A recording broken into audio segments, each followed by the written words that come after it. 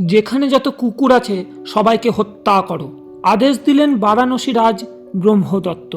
রাজার অনুচররা বেরিয়ে পড়ল পথে। শুরু হলো একে একে কুকুর হত্যা। সেই সময় ভগবান বোধিসত্ত্ব কুকুর জন্ম নিয়ে বারাণসীর মহাশ্মশানে বাস করছে। সমস্ত কুকুরের দল গৌতম বুদ্ধের কাছে গিয়ে, অর্থাৎ ভগবান বোধিসত্ত্বের কাছে গিয়ে প্রতিকার প্রার্থনা করল। বোধিসত্ত্ব জিজ্ঞাসা করলেন, রাজার ক্রোধের কারণ কি? কুকুররা বলল, কাল খুব বৃষ্টি হয়েছে তো রাজার রথের চামড়ার সাজসজ্জা সব ভিজে গেছে এবং রাজার পালিত কুকুররা সেই চামড়া খেয়ে ফেলেছে, আর তাই রাজা ক্রুদ্ধ হয়ে কুকুর বধের আদেশ দিয়েছেন। কিছুক্ষণ নীরবে ভেবে বোধিসত্ত্ব বললেন, কোনো ভয় নেই, আমি তোমাদের রক্ষা করব। আমি যতক্ষণ প্রাসাদ থেকে ফিরে না আসছি তোমরা এখানেই অপেক্ষা করো। বিচার সভায় ভগবান বুদ্ধ বললেন, মহারাজ, কুকুর বধের আদেশ কি আপনিই দিয়েছেন? মহারাজ বললেন, হ্যাঁ। কুকুরদের অপরাধ? তারা আমার রথে যত চামড়ার আচ্ছাদন ও সাজসজ্জা ছিল সব খেয়ে ফেলেছে। কোন কুকুর খেয়েছে আপনি কি জানেন মহারাজ? না। তাহলে মহারাজ, প্রকৃত অপরাধ নির্ণয় না করে এই রকম নির্বিচারে কুকুর হত্যার আদেশ দেওয়া সমীচীন হয়নি। মহারাজ বললেন, অত কথা আমি বুঝি না। কুকুর রথের চামড়া খেয়েছে, তাই আমি সব কুকুরকে মারবার আদেশ দিয়েছি। একটু চিন্তা করে বোধিসত্ত্ব আবার বললেন, আচ্ছা মহারাজ, আপনার লোকজন কি সব কুকুরকেই মারছে, না কোনো কোনো কুকুর রেহাই পাচ্ছে? মহারাজ বললেন, আমার প্রাসাদে যে সমস্ত সৎকুলজাত কুকুর আছে তাদের মারবার কোনো আদেশ নেই।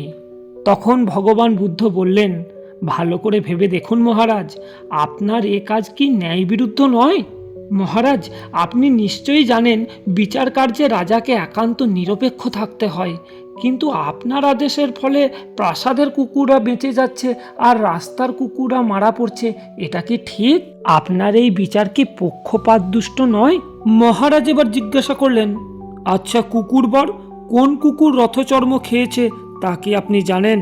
বোধিসত্ত্ব বললেন, জানি মহারাজ, প্রকৃত অপরাধী আপনার প্রাসাদেরই কুকুর। ভেবে দেখুন মহারাজ, সুরক্ষিত রাজভবনের ভিতরে বাইরের কোনো কুকুরের পক্ষে প্রবেশ করা সম্ভব নয়। রাজা বিরক্ত হয়ে বললেন, এ আপনার অনুমান মাত্র, প্রমাণ করতে পারবেন? নিশ্চয়ই পারবো মহারাজ। আপনার প্রাসাদের সব কুকুরকে এখানে আনতে বলুন, আর কিছুটা ঘোল আর কুশ আনাবার ব্যবস্থা করুন। রাজার আদেশে তখনই সব ব্যবস্থা হলো।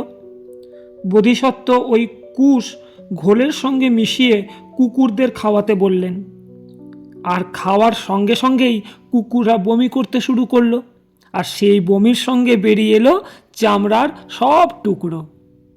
সব দেখে শুনে অত্যন্ত খুশি হয়ে রাজা নিজের শ্বেত ছত্র উপহার দিলেন বোধিসত্ত্বকে এবং বোধিসত্ত্বকে পূজা করলেন। ভগবান বোধিসত্ত্ব বললেন, মহারাজ, এখন থেকে শান্ত হয়ে চলুন, অপ্রমত্ত হয়ে চলুন।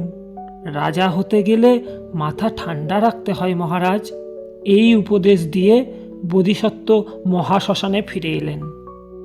রাজা ঘোষণা করলেন, প্রতিদিন বোধিসত্ত্বের সঙ্গে সঙ্গে অন্যান্য সকল কুকুরের জন্য রাজভোগের ব্যবস্থা হোক।